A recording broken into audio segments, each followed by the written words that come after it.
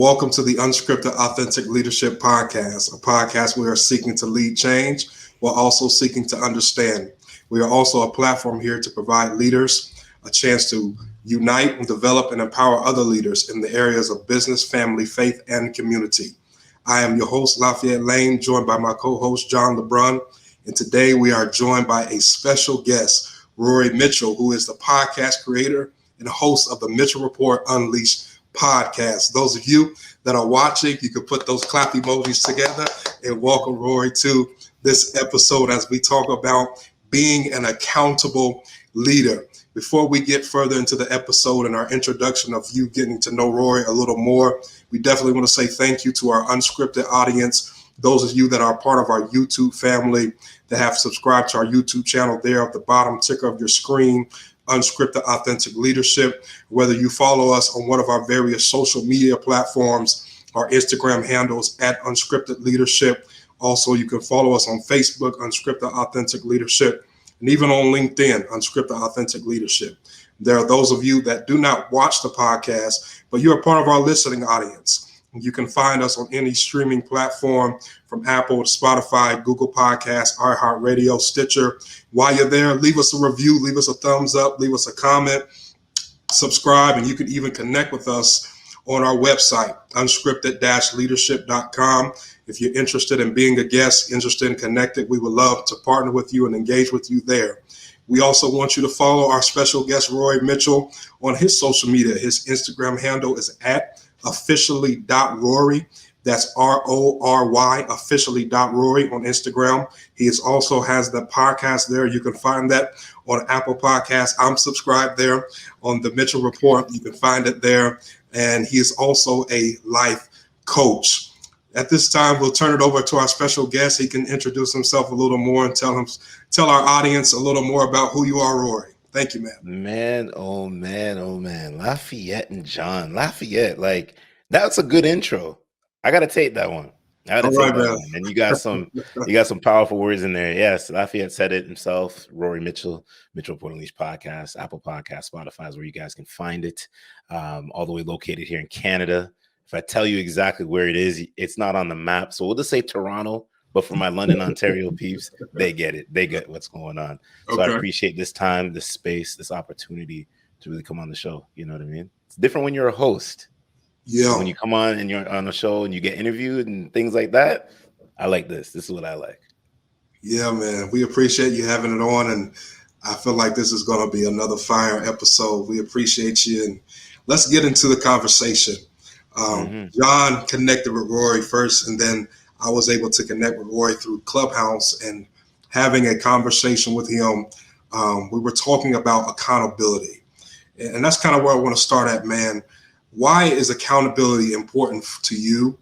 And what does that mean to you when we talk about being an accountable leader? And we know that being a leader has a lot of responsibilities, comes with a lot of things that we have to take on, a lot of burdens. How does a leader be accountable when you are that top position, you're that senior leader, you're that head CEO? How do you still be accountable to someone else that you may seem that is beneath you or you deem that's not on your level? How do we still be accountable as a leader? That's a good question. Now, see, I could give the textbook, the Google definition, the Webster Dictionary definition. I'm going to do my definition. See, Yes, accountability is something that we all need in life. And for me, it's about how you show up in your life, right? Doesn't matter if you're going to work, family, friends, and in your relationships. When I talk about relationships, it's like your kissy-dovey, lovey-dovey relationships, husband and wife, doesn't matter if you're gay, business, all that good stuff. But for me, accountability is how you show up, what you represented, and what's your values like, your core values, always having non-negotiables. And a lot of people miss those key points. You see what I'm saying? And things like that. See, for me, I always make sure as a podcaster, as a friend, as a brother, as a family member, to always not put myself in a negative space. I try my hardest. Because when you put yourself in we know how life is. but you try to protect yourself, you try to protect who you are, you try to protect your brand, your identity, by not being pulled in the wrong direction, because there's temptation out there. You know what I mean? Sure. Things like that. Sure. You said that it's about showing up and not putting yourself in a negative space. Can you dig a little deeper in that? What is that negative space that you speak of as leadership? Because there are pitfalls to leadership, right? And I think that's the line of thinking that you're talking about. So I want to unpack that, because there's been a lot of leaders that we've seen, that scandals have come up. They were Mhm. up today, and they were up so high on a high pedestal. We esteemed them so high, and we were trying to figure out how did they find themselves in that situation. Who did you have around you? Who didn't you have around you that wasn't able to tell you, don't put yourself in your situation. Don't send that tweet. Don't say this. Don't do this. And you talked about that negative space, and that's all a part of the accountability. Um, what does that mean when you talk about the negative space and being an accountable leader? All right, so we're gonna go down the rabbit hole. So Let's do it. with social media, right? And I feel like social media is the dangerous pitfall, because there's good sides to it, and there's some very, very bad sides to it. For me, as a black man, right? And I'll say it, single black man, you get DM conversation. I'll start with social media first, from different people. It can be business opportunities, can be women, right? You have certain conversations. You have to know where to draw the line. Some people say is you shoot your shot, right? Yeah, But not every time when you're shooting your shot means you need to shoot your shot that way. When I shoot my shot, it's strictly business. it's good. It's always business, It's good. right? If I'm having a conversation with a woman, you have to hold yourself accountable in a way. How you direct those lines of communication, right? Not being frivolous with your questions, right? We see a lot of these influencers, we see a lot of these sports stars. Heck, I'll tell you the timing to this podcast. I was watching what do you call it there? Brandon Marshall's show that he does with them guys. I am athlete. I am athlete, Yeah, right? yeah, And they yeah. were talking about a little bit about the Deshaun Watson situation. And Mm-hmm. I've been off the air, off podcasting and circle of friends talking about it. Yeah. How do you allow yourself when you have such an important position in your life? Lafayette, John, you guys are important figures. You guys have a podcast, but you guys have a family life also too, right? Yeah. So you're not going to put yourself into places to steer negativity. Now, I don't know where you are at in the world, right? And the listeners, I want you guys to hear this. Some parts of the world's open up. Over here in Canada, we are on lockdown 3.0. That's a whole other topic for another day. So you can't really go out. You can't venture out. You can't go to the bars. You can't do this. You can't go out to the nightlife. And I see a lot of guys that are in this nightlife space, and they've got so much power, but they have a bunch of yes men around them, Ooh. a bunch of pick me's. Mm-hmm. You see what I'm saying? Anything that's around me, I always make sure I check, and I check it right at the door. It doesn't matter. People that know me, they know how I am. I'm direct with my approach. I will tell you if you do something out of line, and I'll point it right out. And if you don't like it, well, that's too bad. That's called tough love in my book, though. You know what I mean? I think that also gives you more respect, though, right? Like you'll get that respect regardless whether someone wants to be your friend for a party, but they'll still have your respect. I Absolutely. remember I was always taught as a young man, getting around other leaders, there was certain little nuances they just said steer away from. And one of those was I was always taught, you know, don't ever, especially if you are a married man, that I was taught as a young person before I was married, don't find yourself in a car with another single lady, even though you have great intentions. They would say, it's a little tip for everybody. Don't go in the car, just cruise into the store real quick. Or if you're, it's real big at work and work environments. People say, hey, let's go grab a bite to eat. They're saying, watch out for those things. You have great intentions. She has great intentions. But the perception that everybody else has is a reality. And you don't know who's going to see you in that car and say, I thought John what's he doing with that girl? Like, that one seed of doubt Yep. could really unravel some things. And I remember going into corporate America, and I would follow this, and even my wife at first thought it was a little weird, but then she grew to respect it over time, and she knew I was not getting in the car or driving some girl or whatever. And in corporate America, when you grow through these things, I remember there'd be opportunities to say, hey, we need to go as a manager, get lunch for the team, or we need to go to this meeting offsite. And I would always drive separate from the, from maybe the other female manager or something. And they always thought that was weird. And I never said it. Not like I said, I don't drive with single ladies. I just said, oh, I'll just meet you guys there. And I didn't know this, but they caught on over time and say, well, because we would go do something. And I don't remember what it was. I remember this girl say, well, John won't drive with any of the ladies. And I thought, I never said this out loud. They just noticed it. But I'll tell you this, everybody. You follow those things like that, and you gain respect from those same people who early on think it's odd. When they see affairs in the workplace and other things, it'll come back around. Well, you'll hear them say things like, well, if this person was more like, Mr. Strict over here, then that wouldn't be an issue. You actually gain the respect by having those, as you said, non-negotiables. So it's really cool. It's funny. It's funny you say that. I was in an interview for a management position, and I think they didn't like what I had to say because there was a buddy system, right? And when you work around a lot of group of people, I called it out in the leadership meeting and for the leadership position, supervisor position. And I said, listen, there's a buddy system here, and I'm not about to be a part of the buddy system.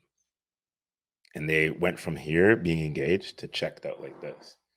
And I said, yeah, I'm not going to be here to be friends, because when you have friends in the workplace, you can have friends in the workplace.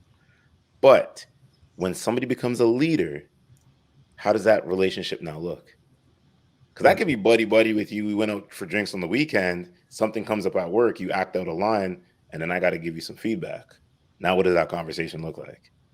Right. So you always got to make sure you keep your relationships strictly in a category, right? Yeah. We shouldn't have to do that, but you have to know when to have that on and off switch. You know what I mean? Yeah, absolutely. Yeah, there's no work wives, right?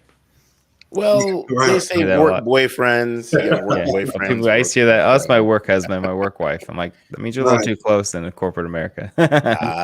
Exactly. Yeah. I want to go back to what you were talking about, because I think that's a good template about, not to talk specifically about the Deshaun Watson, the details of it, but to use him as a launching pad to talk about the importance of having an accountability partner or partners. Because I think with each level of success, the higher you go, it's easy to surround yourself with comfortability. So no matter, here you have a star quarterback who signed a lucrative contract. You have a CEO, you have a person that's a pastor, the head of an organization, a leader that's in a big corporate America giant, a tech company, whatever the case may be. And you may see them outside of work and you're trying to check their circle. No one that's around them is on their level. And that's because it's always easy to surround yourself with what you're familiar with. And one of the reasons why we do that, and you all know this, is that sometimes when you're trying to change the people that you surround yourself with, people will accuse you of, oh, you've changed, or you think you're better than, or you think that, you forget where you came from, when all reality is, yes, I have changed. Because if I don't change, then I'll find myself in that negative space. I'll find myself in that pitfall. So I want to have a discussion on how do we stay real, stay who we are, but also surround ourselves with people on the level that we are, or the level that we are going with. Because with every sphere that you go on, it's going to cause you to attract another level of vultures, another level of people that will try to bring you down. And so with each level that we go up and climb up as accountable leaders and leadership, or whatever context that is, we have to surround ourselves with accountability partners. How do we know that's important. How do we find those right accountability partners that are not afraid, like you said, Rory and John, that are not afraid to tell us what we need to hear, not what we want to hear, not the yes man, right? Because not someone that's on our payroll, not someone that can get something out of us, right? Somebody that, they really don't need us, but they can give us what we need to hear in that moment in time that we need to hear to avoid that pitfall. How important is that we find those accountability partners, and how do we go about seeking that relationship out so we don't find ourselves in that negative space? For me, I do a pulse check. Right, I do a pulse check at all times. I look at the tile. I'm surrounded by a lot of tiles where I'm sitting. So I look at that tile that I'm sitting on, and I look at my guys around me, and I see what they're doing in the dark, what they're also doing in the light. Ooh, yeah. That's Now, good. some of them do some stuff in the dark and the light, and I look at it and I say, okay, well, if I'm going here, what's going to happen if we ever go into a big, say, a podcasting tour? Sorry, what does that look like? Yeah. What do those conversations look like? Are you promiscuous with women? Yeah. Because if you're promiscuous with women, and say, for instance, where I want to take the podcast is on a tour, can I have you around me at that present time? Because there could be somebody be sitting in the audience at the same time, and then you may have eyes for them. I can't have that around me, because that now makes me look like, well, you have friends that you're enabling your friends, that they can just go on tour with you and then do what they want to go do. See, I can't have that. Not everybody you can take on your destiny with you. Yeah. Now, when you also do a pulse check, you're going to ask these questions to yourself and say what does this person bring to the table? Do they have great business acumen? Are they good with their speech? Well, then you know what? That's something I want to bring in, because I'm going to need to have somebody that's going to be able to show me what the finances side looks like, right? Sure. It's all those little things. Now, I could go into a long story short. You work with a lot of people. A lot of people want to come around you for what you can do for them, not what they can do for you. And you start seeing that because everybody has an ego. Right. Everybody has confidence. But when some people's ego gets ahead of the brand, that's when you know. That's when you know if they're in it for the right reasons. That's when you know if people are around you for the right reasons. They see you with a podcast, or they see you with a business. They see you with all this property and things like that, or whatever you're doing, right? You could be in real estate. Are they around you for the come up? Or are they actually around you because they embrace what it is that you're doing at that present time? Sure. Loyalty is a big thing. Yeah. Not everybody's loyal. People are only loyal to what you can do and what you can bring to the table. So you always gotta make sure you do these pulse checks, right? Anybody that's listening, you always gotta ask little questions. Just put little feelers out there and you'll see. Right? Truth is always in front of us, but a lot of us want to ignore the truth when it's present in front of us.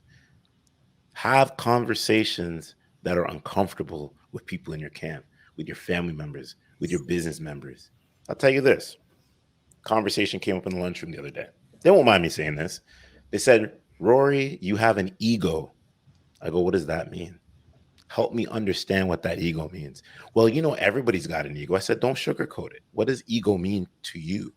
Because when I hear ego, it's like you think I'm walking around big chest, thinking I'm king, thinking I'm the Don, thinking I'm Marlon Brando and the Godfather. No. They said, well, you're a very confident individual. You're an alpha male. Okay, thank you. So when you just say that I'm confident, why do you guys got to say ego? Yeah. Say, you're a hella confident person. You know what I mean? Because I know if I look at Lafayette and John and we have an offside conversation, besides the podcast, y'all are two confident gentlemen. Yes, sir. All right. But I think sometimes a lot of people, we say this every now and then, they confuse confidence with arrogance, right? And I say it's okay to be confident and have a little bit of swagger. It's okay. It comes with the confidence. But most people with confidence, with real confidence, don't have to fake the confidence into what most people call ego, right? They're fine being quiet when it's appropriate. They're fine speaking up when it's appropriate. They don't have to be loud all the time and be seen all the time. Or a quick question to dive into that, if it's okay with you, Lafayette. No, go ahead. You had mentioned something about, you talked about the accountability partners. I think some people would say that, I don't have the ability to find someone who's an accountability partner. I don't know how to find an accountability partner. Right. And I don't think it's quite the same as calling somebody like, hey, you are now you can, I guess, say, we're going to be accountability partners. Okay. I've seen that happen. Yep. That's not typically what happens. what would you say? And I have a thought to this, but I'd like to hear what you had to say about someone who's in search of, like, I need somebody to hold me accountable. Are they in your niche pattern, right? Where is their big specialty in? Because if they have a high specialty, they'll be able to deliver. Could it be photography? I'm just going to just throw out random things. You may need an accountability partner for photography. Well, heck, my pictures suck. Who do I know that's around me that could help, show me how to edit or find the right lens, find the right camera? Health and fitness, health as wealth. Where are they at in their fitness game? Are they a runner? Do they go to the gym 3 days a week, 5 days a week, however so on? Are they consistent?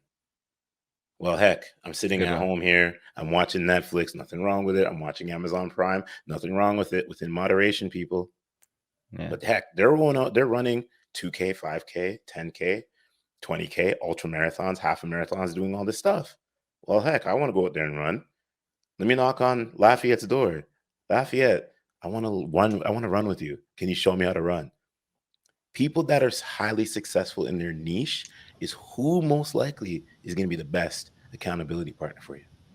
So you're saying associate with the people who are excelling in the areas that you want to excel. And then I would also add, even that was amazing, I think people can become your accountability partner when there's always that time when they try to hold you accountable by speaking up. And I think the moment that you decide whether you're going to receive that information or not tells them if they can hold you accountable. Meaning, if they say, hey, you said you were going to be with me on Tuesday, and you're like, oh, but I'm tired. That tells me, then I'm not going to push them to come out next Tuesday, right? But if they say, you're right, I'll be there in 10 minutes, let's go. Then I know, okay, they're open to being held accountable. So I think anybody who thinks they can't find an accountability partner, they may want to do a self-check, as in, have I been open to being held accountable? Accountability partners is also a thing you don't overthink. You try not to overthink it, right? Just look around. Once you look around, you can create some very exciting bonds with people. You know what I mean? I rolled out a program for a few of us at work, and it was a coaching situation where it's about values and principles and finding APs, short acronym for accountability partner. And it was very interesting after the open dialogue that we had. And I went back to work, and they were all like, man, after you did that, I took these notes. I start looking around, people around me. And I was like, yo, that would make a good accountability partner. I was like, okay. Because it's not hard to find an accountability partner. If you really take your lens and you look in the right directions, it's there. So I'll use this as a situation. We had a conversation on Clubhouse, right? It was like 45 minutes, 50 minutes on Clubhouse. Lafayette, John. Yes, sir. And we were in a private room just talking. Yeah. I'm pretty sure you guys came to me as an accountability partner for the podcast, right? Well, after the conversation was done, we soon found out, yes, you were accountability partner. All right. Okay. I remember the conversation. Absolutely. I remember the conversation went to talking about planning and what are we going to do over the next several months. And after that, we installed we actually went and put in a project management app and started planning out months ahead and so forth. So, yeah, I mean, did we tell you? No, but we held ourselves accountable based on good advice from somebody we respected. But you know what? I pay attention. I paid attention to everything that you guys have been doing. So it's all good. So I see it and I just give you. But I think one thing that is so good, bro, because one thing that I think you just said, John and Rory, was that we didn't come to you seeking out an accountability partner, but through organic conversation and chemistry that was there, the accountability was sensed, even though it wasn't necessarily spoken. And I think a lot of times we're trying to seek out people, oh, if I could just get connected with this author over here, if I could just get connected with this celebrity over here. If you would learn to put yourself in the right atmosphere, we were on Clubhouse, and put yourself in the position to connect. Sometimes what you need doesn't have to be spoken if you put yourself in the right environment, in the right atmosphere to do that. Right. So because we were in the right atmosphere, the environment provided what we needed. Right. If I need air, I just go outside and I can get air because I'm in the right environment. Oxygen is in the environment. I get what I need. I don't have to go buy it. I don't have to go purchase it. I just have to put myself in the right environment to get what I need. Now, I think as leaders, as you both have eloquently said about this whole accountability piece, I think for us as leaders, it's important that we connect with those that are on our level. As you said, one of the things that we do in ministry, we have this term that you don't bleed down, you always bleed up.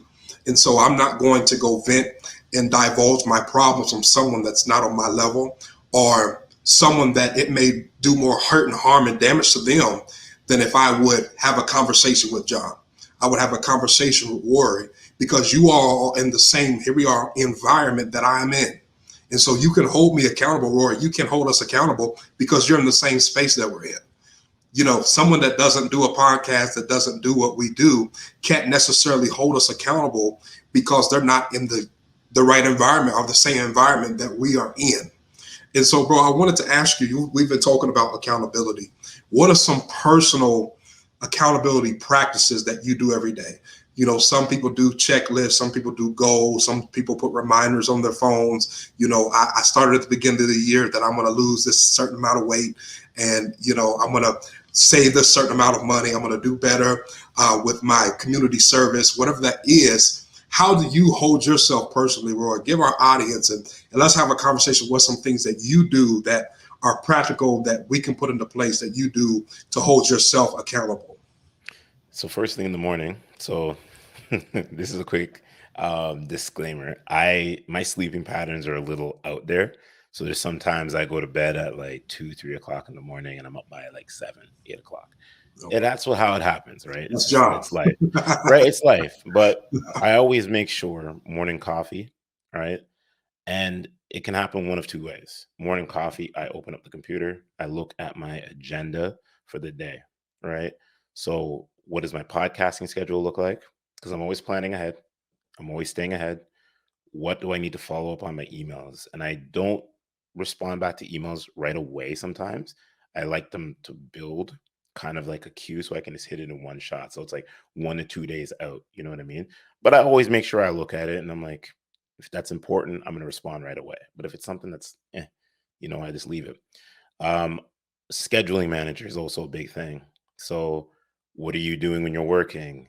Okay, I have to find time to go to the gym, make personal connections, right? There's some people that count on me to have, one-on-one conversations. Now, being a coach, and I've kind of taken a step back a little bit because just focusing on the podcasting realm just a little bit more, but I'm still doing one-offs and things like that. So what does the scheduling look like? Well, I have an automatic scheduler. I can send that out to a client. I can send that out to if somebody wants to connect on Zoom, things like that. Like after we do this podcast here, a young lady, she just got into podcasting, right? So she's like, I want to know some tips about podcasting. Because I said, don't record on Zoom. You know what I mean? Right. So we're going to have that deep conversation because I have to really understand what her realm is. What does she want to do? You know what I mean? And it's just finding time to really prioritize. Now, the fun side, I like to prioritize some fun. Minimal gaming, a little gaming here and there, a little clubhouse here and there, a little audiobook here and there, you know what I mean? Yes, sir. Little movie here and there. So that's how I do it for the practical side. For the things that are miscellaneous, I don't got time to be sitting here watching Netflix for 12 hours a day. You know what I mean? Some people are just simply, they wake up on their day off, they're watching Netflix. Cool. But what's your productivity look like? Yeah. You learning. I've Yeah. said this in the first lockdown. I said we are going to realize after this is all said and done with COVID, who's been working, who's been taking the time, who's been locking in. Yeah. Now, quick disclaimer again. March, everything shut down. I sat here to myself. I said, listen, I'm in the health and fitness space, but how do I get out of the health and fitness space? Because it's COVID. I'm not making that secondary income. Okay. I said, I have 90% what 10% of trainers are missing. A lot of people are going to be, what does that mean? It means the coaching aspect. Okay. When a client comes to you for an hour a day, they have 23 hours remaining out of that day.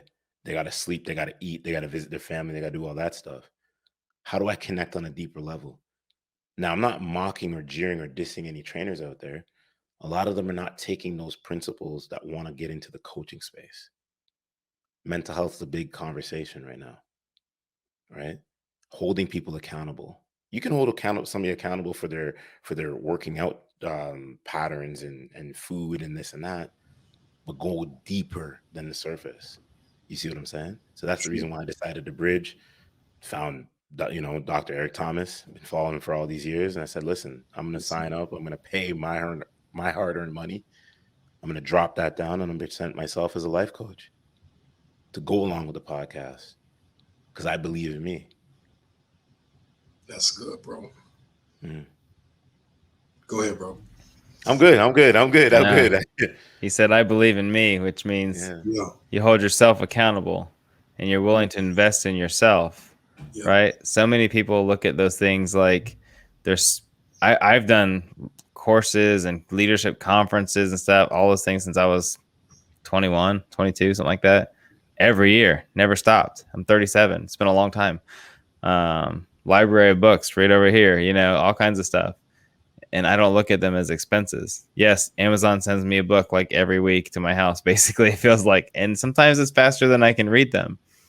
But it's all right. But they're not expensive. Some people would say, wow, how much does all those books cost? I'm like, how much have all those books given me? Right? And so when you said, I'm worth it, I think is what you'd said. I believe myself, or I put myself first, those types of things. It's that you see the value in investing in those things in yourself, right? Which helps you go out into the world and make other people better, right? You have to be accountable to yourself first. I would, to me, before you can go out and therefore help everybody else. Well, some people think your schedule is strict, or you don't like to have as much fun, or how come you don't watch TV? When I tell people I don't really have shows, they think it's weird. But I think, and maybe you can elaborate on this, is that they don't understand is that you holding yourself accountable is, yes, it makes you feel better, I'm sure, in certain ways, but really it would push more towards the fact that you doing that helps you live out your calling more, which is to be better, to help others. Would you say? That's good. 100%. There's always got to be a fun side to things, and I want to really hammer down on the COVID situation that we're still in, the pandemic that we're in. Sure. A lot of people look at that to now be limitation. No, it should be elevation, right? Not because we may have parts of our, country or province, where I'm at in the province, on lockdown. That's a time for you to connect with yourself and understand yourself. That's a lot of what a lot of people I feel are missing. They miss that ball of where this is about connecting back with yourself during the slow time, right? Connecting back with friends, right? You may have those missed connections. Connecting back with your lover. We're in a relation. If you're in a relationship, should I say, and you got to remember, you're going from 9 to 5, and if you have kids, you're doing all this stuff. COVID now taught us to reconnect, slow it down completely. Hey, how am I showing up for you? Should be the conversations that you're having, right? You have that with your wife, or you have that with your husband, right? You'd be surprised. Heck, Absolutely, man. I think what you just said is what we've been talking about for a while on the podcast, about that pivot, that shift. And you talked about that, use the COVID situation as an elevation. And this, like you said, we will know, those that come out of this COVID situation, whether you've been putting in that work or not. Because in all reality, the only person that was our accountability circle, we really didn't need them in the pandemic, because you couldn't go nowhere. You really couldn't do anything. And so if you didn't have that self-accountability, that inner accountability, then there's no way that you could connect with anybody else. Like you said, you and John just said, it has to start from within. And I love it. What you said, John, is that those books are not it's not an expense. It's an investment. There's a difference. My dad always tells me, he says, son, there's a difference between a bill that you made and a bill that you create. There are certain bills that we have, rent, water, those are not bills. Netflix is a bill, so because there's certain things that you need and there's certain things that you don't need. And so putting that list as leaders, those of you that will watch and listen this, that if you want to be more accountable, there are some things that you need to take inventory in your life, that the reason why you can't be accountable is because you have too many things to be accountable to that are not benefiting you. Netflix is not benefiting you. Let's go. It's great. It's entertainment, but it's not going to benefit you for your purpose. If your purpose is to be a life coach, if it's to be a fitness instructor, if it's to be an executive at a company, Netflix is not going to benefit you. But reading a book will, on how to invest your money and how to create a portfolio, and how to master an interview, how to talk and dialogue with different and diverse groups of people, that will help you. And so I think a part of that accountability piece is we have to be honest with ourselves. The reason why many of in our generation, how old are you, Rory? Me, I'm 37 years old, but I don't look it. You sure do not. I do not look it. I don't look it. I fool people with age all the time. So Rory's 37. I'm 27. John is 36, 37. You guys are the same age. You and John are 37, right? And so I know you guys are drinking from the fountain of youth. Yes. But those of us in our generation, those 40 and under, we have to come to this realization. The reason why we can't be accountable is because we live in a society that everything has to be now or never. It's so instant. In order to be accountable, it takes time to mature. It takes time to develop, and it takes time to put that in that crock pot, not in that microwave. Right. And so we're in that instant generation that the reason why we can't be accountable is because our attention span is only but for a split second. Look at how social media is set up to be successful in a story that has to be 2 minutes or less.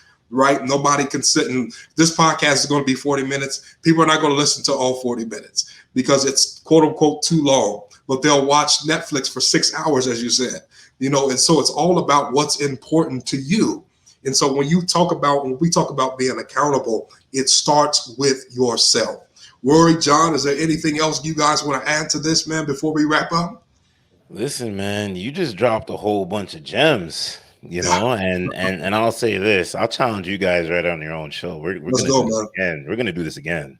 Yeah. We're going to do this again. I got to do this a couple more times because I feel like there's so much more to really unpack, you know what I mean, and things like that. And when I see people in this space of content creation, the importance of your story and being transparent is what we need to see more on social media.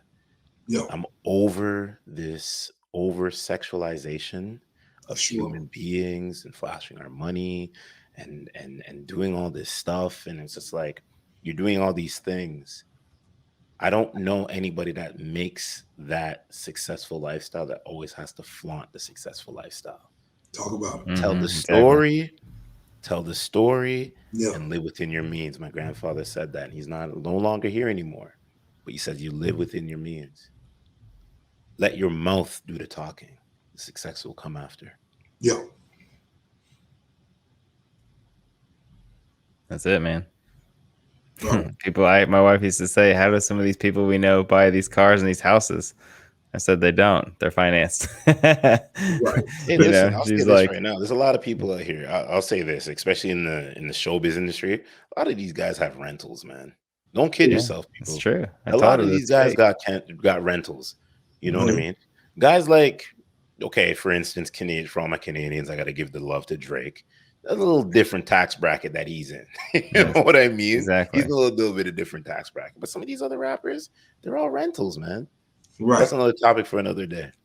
Absolutely, man.